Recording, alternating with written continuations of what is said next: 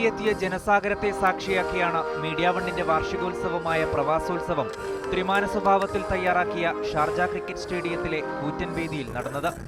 നൂറ്റാണ്ടുകളിലൂടെ ഇന്ത്യയും അറബ് ലോകവും രൂപപ്പെടുത്തിയ ഹൃദയബന്ധത്തിന്റെ ആഴം വിളിച്ചറിയിക്കുന്നതായിരുന്നു പ്രവാസോത്സവത്തിലെ ഓരോ നിമിഷങ്ങളും.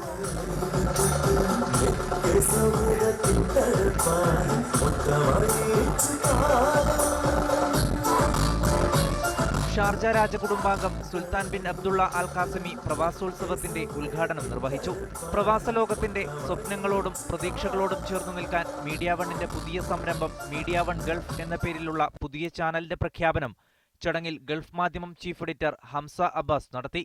പ്രവാസ ലോകത്ത് നന്മയുടെ പൂമരങ്ങളായ 9 വ്യക്തികളെയും കൂട്ടായ്മകളെയും ചടങ്ങിൽ ആദരിച്ചു. സംവിധായകൻ സിദ്ദിഖ് അണിയിച്ചൊരുക്കിയ സ്റ്റേജ് ഷോ ഷാർജ ക്രിക്കറ്റ് സ്റ്റേഡിയത്തെ അക്ഷരാർത്ഥത്തിൽ ഇളക്കിമറിച്ചു. സംഗീതത്തിന് പ്രാധാന്യം കൊടുത്ത് നർമ്മത്തിന്റെ മേമ്പൊടിയിൽ വിവിധ കലാരൂപങ്ങൾ വേദിയിലെത്തി. പ്രവാസത്തിന്റെ ജീവിതാനുഭവങ്ങളിലൂടെ വ്യത്യസ്ത മുഖങ്ങൾ വെള്ളിത്തിരയിൽ പരിചയപ്പെടുത്തിയ ക്യൂബ മുകുന്ദനും ഗഫൂർ ഖാദോസ്തുമെല്ലാം വേദിയിൽ പുനരവതരിച്ചു.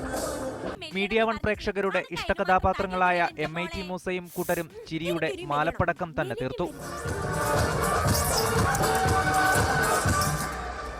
Media one, Dubai.